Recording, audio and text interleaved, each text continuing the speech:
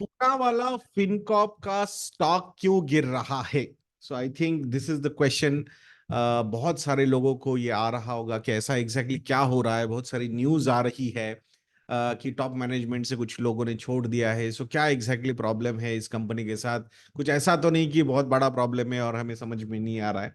So I think let's settle down this particular debate overall. And quarter one के results भी कहीं ना कहीं कुछ कुछ जो पैरामीटर्स है वो शायद इस पर्टिकुलर चीज को और ज्यादा हाईलाइट कर सकते हैं। But this is not only the Poonawalla Fincorp problem. या across the industry, private banking हो या फिर एनबीएफसीज हो, एवरीवेयर जहां पे भी एक बहुत ज्यादा अनप्रेसिडेंटेड रन हमने देखा है स्टॉक प्राइसेस में, तो वहां पे ये प्रॉब्लम क्रिएट हो रहा है। और उसी को थोड़ा सा समझने की कोशिश हम यहाँ पे आज करने वाले हैं दोस्तों। उससे पहले बता दूं आपको कि 3 अगस्त को पुणे में हम एक सेशन लेने वाले हैं financial planning and wealth management पे। उस सेशन के लिए अगर आपको सीट बुक करनी है तो डिस्क्रिप्शन बॉक्स में मैंने लिंक दी है, तो you can go and book your seat. Last few seats are remaining. So अब आइए बात करते हैं पूना वाला फिनकॉप के बारे में। तो मैं आप लोगों के साथ एक स्क्रीन भी शेयर करूंगा जहां पे मैं थोड़ा सा एक्सप्लेन करूंगा ओवरऑल कि एग्जैक्टली क्या हो रहा है। सो मेरे पॉइंटर्स आप लोगों के सामने रखूंगा एंड देन कुछ नंबर्स भी, थोड़ा सा एनालिसिस वहां पे भी हम करने वाले हैं। सो पूना वाला फिनकॉप के सो पहला सबसे ज्यादा बड़ा रीजन जो मार्केट को लग रहा है वो है टॉप मैनेजमेंट चेंज। तो यहां हम लोगों ने देखा कि कैसे जून 2024 से मिस्टर अरविंद कपिल, ये जो है वो जो एचडीएफसी बैंक के, मैं बोलूंगा एक वेटरन रह चुके हैं। और वहां पे जो अनसिक्योर्ड लेंडिंग का जो एक बुक बढ़ाया है, मतलब फ्रॉम, मतलब उनका एक interview I was reading in FY18, उन्होंने बोला था कि अराउंड 18 to 20% से हम ये अनसिक्योर्ड लेंडिंग की बुक ग्रो करेंगे, but actually it grew by 30%। So for almost 6 years अब इतना जबरदस्त ग्रोथ मतलब हैंडल किया है। मतलब more than 10 lakh crore rupees का वो बुक बन गया, from 1.9 lakh crore rupees to 10 lakh crore rupees तक का। एंड अनसिक्योर्ड लेंडिंग जैसे ही हम सुनते हैं तो हमें लगता है कि भाई these are risky loans. So but ये रिस्की लोन्स होके भी जो एनपीए के नंबर्स उन्होंने मेंटेन किए in this particular book also, it was less than 1%। Less than 1% के ग्रॉस एनपीए के नंबर्स अगर इस बुक से उन्होंने दिए थे, मतलब आप समझ सकते हो कि रिस्क मैनेजमेंट एंगल से कितनी बढ़िया तरीके से इन्होंने ये बुक मैनेज की। मतलब ऐसा माना था, मतलब सिक्योर्ड लेंडिंग में ज्यादा प्रॉब्लम आए थे एचडीएफसी बैंक के कंपेयर टू अनसिक्योर्ड लेंडिंग। ये भी मतलब मतलब वो हेडेक नहीं दिया उन्होंने, अनसिक्योर्ड लेंडिंग ने नहीं दिया। तो जो भी होलसेल लेंडिंग वगैरह था वहीं पे, कॉर्पोरेट लेंडिंग वहीं पे एनपीएस का प्रॉब्लम क्रिएट हुआ था बैंकिंग स्पेस में, हमने देखा था। बट अनसिक्योर्ड लेंडिंग में बहुत ही बढ़िया तरीके से ये बुक इन्होंने बनाई थी। इनको क्रेडिट भी किया गया for conceptualising and building HDFC banks unsecured lending book. तो ये एक बहुत बढ़िया एक एडवांटेज इनके पास रहा। अब यही मिस्टर अरविंद कपिल अब सीईओ, एमडी एंड सीईओ बन चुके हैं पूना वाला फिनकॉप के। अब he is going to manage this particular company. तो ऐसा बिल्कुल मत समझिए कि इनके पास एक्सपीरियंस नहीं है, बहुत ही जबरदस्त एक्सपीरियंस है। और ये रिटेल एसेट साइड के पर्सन है। तो इनको मतलब लाइबिलिटीज नहीं मैनेज करनी है, मतलब पैसा कैसा रेज किया जाएगा and all the, obviously as MD and CEO he will be taking care of that. But उनका जो कोर कॉम्पिटेंस है वो लेंडिंग में है, रिस्क मैनेजमेंट में है। वो बहुत बढ़िया तरीके से यहाँ पे प्ले आउट करेंगे ऐसा लगता है। और कभी भी अगर कोई एक बड़ा एग्जीक्यूटिव आता है, नया टॉप मैनेजमेंट आता है, तो उस केस में जो पुराने होते हैं वहां पे चेंजेस होते हैं, this is not new. And उन्होंने अर्ली रिटायरमेंट ली है ऐसा उन्होंने भी डिस्क्लोज किया है, सारे जो भी लोगों ने छोड़ के गए वो। सो आई थिंक ये भी हमें समझना होगा। जब अब मिस्टर अरविंद कपिल तो अकेले नहीं आएंगे, obviously team will come with him, कि जो एक बहुत ही बढ़िया उन्होंने एक प्रोसेस सेट की थी, वो अभी आई थिंक वो that team will come with him. So obviously it is not going to be only MD and CEO, but उनके नीचे के भी बहुत सारे चेंजेस वहां पे होंगे and that's what is happening. So now this is the time for Poonawalla Fincorp to change the orbit. So अब वही ऑर्बिट चेंज का रिस्पॉन्सिबिलिटी जो है वो मिस्टर अरविंद कपिल जी के पास है। और अब यही देखा जाएगा मैक्सिमम जिस तरीके से ये सारी चीजें आगे जाके होती है। सो ये मतलब ये टॉप मैनेजमेंट चेंज, ये एक बहुत बड़ा रीजन रहा ये स्टॉक के प्राइस को, मतलब यहाँ पे स्टॉक प्राइस जो है from 500 rupees to almost 360 rupees तक, मोर देन 25 या बिटवीन 25 to 30% का करेक्शन हमने पूनावाला फिनकॉर्प के स्टॉक में देखा है। अब ये तो एक मतलब क्वालिटेटिव रीजन रहा कि ये शायद market is trying to discount, अरे क्या हो रहा है हमें कुछ पता तो नहीं है, तो ये भी एक रीजन हो सकता है। दूसरा अपॉर्चुनिटी भी मतलब प्रॉफिट बुकिंग की मिल गई कि भाई चलो कुछ एक रीजन है तो उसके चक्कर में प्रॉफिट बुकिंग भी हो जाएगा।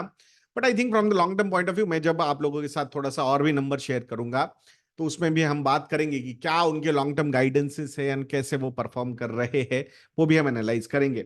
बट इसी दौरान Q1 के रिजल्ट्स भी आ गए। अब ये Q1 के रिजल्ट का डिसअपॉइंटमेंट भी थोड़ा सा हो सकता है मार्केट को। अब वो डिसअपॉइंटमेंट क्या है, कौन से नंबर्स में डिसअपॉइंटमेंट है, ये देखते हैं।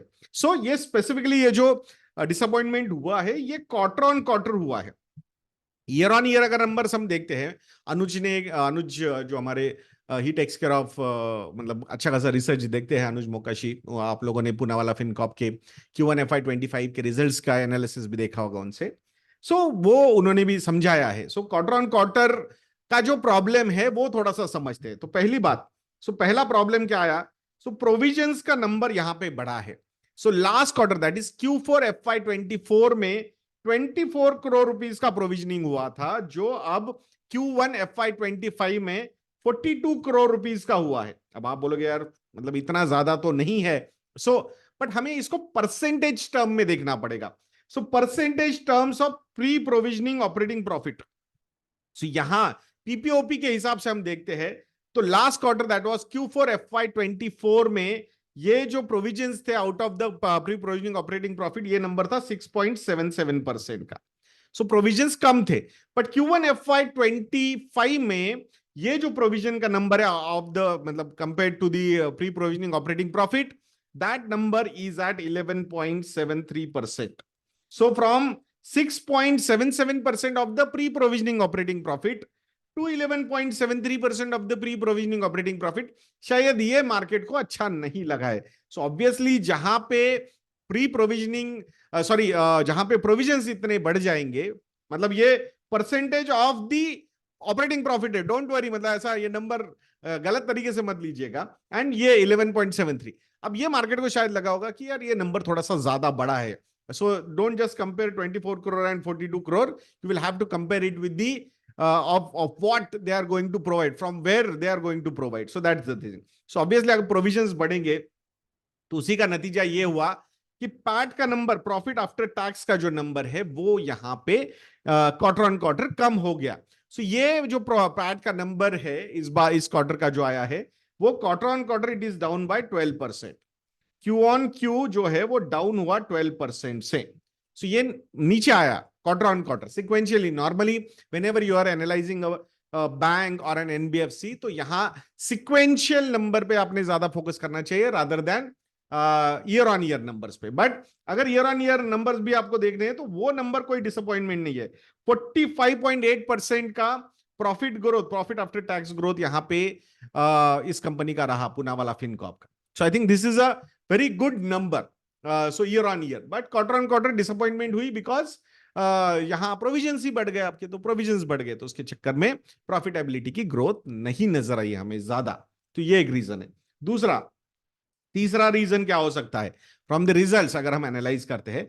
सो क्वार्टरली जो डिसबर्समेंट हुए हैं कंपनी की तरफ से वो हुए हैं 7,400 करोड़ रुपीस। तो अगर आप पुराने रिकॉर्ड देखते हो डिसबर्समेंट का पूनावाला फिनकॉर्प का, every not only year on year but every quarter the disbursements, loan disbursements are increasing, were increasing. but अब वैसे देखा जाएगा तो पूनावाला फिनकॉर्प इज इसका हिस्ट्री कितना अवेलेबल है, जब से पूनावाला ने उसको एक्वायर किया है तो 2 साल का अगर हम पकड़ के चलते हैं। अब उसके बाद इस पर्टिकुलर फेज में पहली बार इलेक्शंस हुए।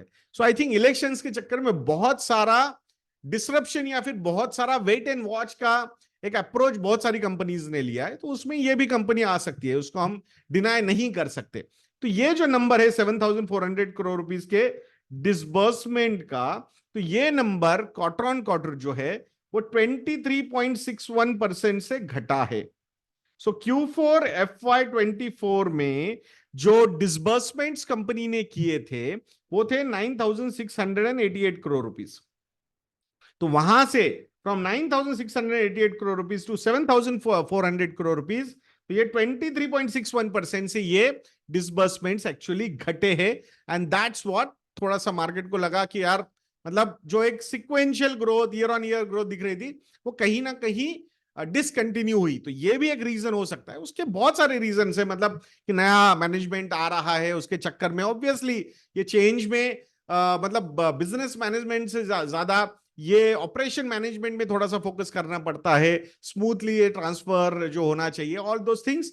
सो ऑब्वियसली यहाँ एक मतलब पॉज बटन या फिर थोड़ा सा स्लो डाउन रहेगा, उसमें हम डिनाई नहीं कर सकते। सो ये शिफ्ट के साइड इफेक्ट्स भी हो सकते हैं for short term. I don't think they are going to be there for long term. ये भी समझना जरूरी है। Then fourth reason for disappointment could be the net interest margin. So NIMs की अगर हम बात करते हैं यहाँ पे, सो लास्ट क्वार्टर के जो एनआईएम्स आए हैं वो है 10.7% के। Obviously cost of funds high होना ये भी एक डेफिनेटली बहुत ज्यादा बड़ा रीजन है। ऊपर से कंपटीशन भी बहुत ज्यादा है, मतलब ये अनसिक्योर्ड लेंडिंग में everybody wants to enter this space या फिर फोकस उसी पे करना चाहते हैं, तो उसका भी एक इम्पैक्ट है, तो वो भी है। So last year Q1 FY24 and Q2 FY24 में जो एनआईएम्स थे कंपनी के, दोज एनआईएम्स वर 11.4%। सो 11.4% से घट के 10.7% तक नीचे आए हैं। तो ये भी एक रीजन हो सकता है कि मार्केट को लगेगा यार ये I think this is not going as per the plan. So I think short term में ये सारी चीजें हो सकती है। सो ये कुछ रीजंस हो सकते हैं। और इसके बाद एक बड़ा रीजन है कि जो एक स्टुपेंडस रैली हमने इस पर्टिकुलर कंपनी के स्टॉक प्राइस में देखी है, तो वहां कहीं ना कहीं ऐसे कंसोलिडेशंस या फिर फॉल्स होते रहेंगे, we can not deny that. But now I think और कुछ अगर चीजें हम देखते हैं इसमें, तो एक उनका लॉन्ग टर्म ग्रोथ का जो गाइडेंस जो दिया है उन्होंने कंपनी ने, वो भी एक स्लाइड हम देखते हैं, बिकॉज वो स्लाइड को अनुज ने एक्सप्लेन किया था, थोड़ा सा उसको देखते हैं अभी। सो अब ये नंबर क्या बता रहे हैं हमें? So what are the long term guidance, what is the long term guidance range for the company? AUM growth company रखना चाहती है 35 to 40%। लास्ट क्वार्टर भी जहां पे इतना ज्यादा डिसबर्समेंट नहीं हुआ था, फिर भी quarter on quarter AUM growth was almost 7.9 to 8%। तो मतलब वहां पे बहुत बड़ी डिसअपॉइंटमेंट नहीं है। रेंज वही है, अगर एनुअलाइज भी करते हैं हम उसको, तो सीएजीआर टर्म्स में it will also become around 32 to 34% तक, जो इनकी लॉन्ग टर्म रेंज के नजदीक है, लोअर रेंज के नजदीक है। सो 35 to 40% की एयूएम ग्रोथ है। Q1 FY25 में ईयर ऑन ईयर अगर ग्रोथ में देखता है यूएम की, तो वो है 51.7%, which is really good. Profit growth long term में वो रखना चाहते हैं 30 to 35%। अगर year on year continued growth operations के पॉइंट ऑफ व्यू से हम बात करते हैं, तो ग्रोथ 60% की है। बट प्रॉब्लम इज दैट कि सिक्वेंशियली प्रॉफिट ने यहां पे डिसअपॉइंट किया है, तो वो भी एक रीजन हो सकता है, मार्केट उसको निगेटिवली रिएक्ट कर रहा है। रिटर्न ऑन एसेट्स का जो लॉन्ग टर्म टारगेट कंपनी ने रखा हुआ है वो है 4 to 4.5% का, तो यहां पे ये नंबर अचीव किया है। More than that range they are achieving. Net interest margin का भी लॉन्ग टर्म टारगेट जो है, रेंज गाइडेंस रेंज जो है, वो मोर देन 10% की है। They are still more than that number, तो currently they are at 10.7%। Gross NPA numbers तो एक्चुअली डिक्रीज हुए हैं, 0.67% पे वो जा चुके हैं।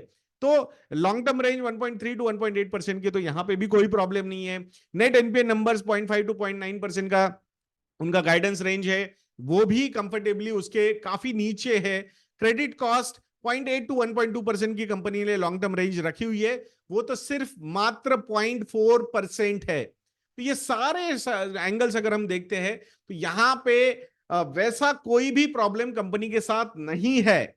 But when the markets are saying that कि नहीं नहीं, मतलब अगर माइंड बन चुका है तो थोड़ा बहुत ये करेक्शंस हो सकते हैं। But interestingly, foreign institutional investors are increasing the stake, domestic institutional investors are increasing the stake, only and only retail public holding वहां पे कम हो रही है और institutional holding बढ़ रही है। So normally this gives me a very comfortable position की भाई लॉन्ग टर्म के एंगल से अगर हम देखते हैं तो, बट शॉर्ट टर्म में no, I at least I don't have any expertise कि एग्जैक्टली क्या हो सकता है, but from the long term point of view I think this is one company which should be on your radar. और अगर आप लोगों को एग्जैक्टली कैसे पोर्टफोलियोज होनी चाहिए, ये सारी कुछ हेल्प चाहिए, तो हमारे model portfolios are available on our website investanna.in। Please visit investanna.in and subscribe to our model portfolios. So आपको एक अच्छा मेथोडोलॉजी भी मिल जाएगा and it will help you in building your portfolios also. आशा करूंगा आप investanna.in को जरूर विजिट करोगे। नेक्स्ट वीडियो में मिलते हैं। जय हिंद।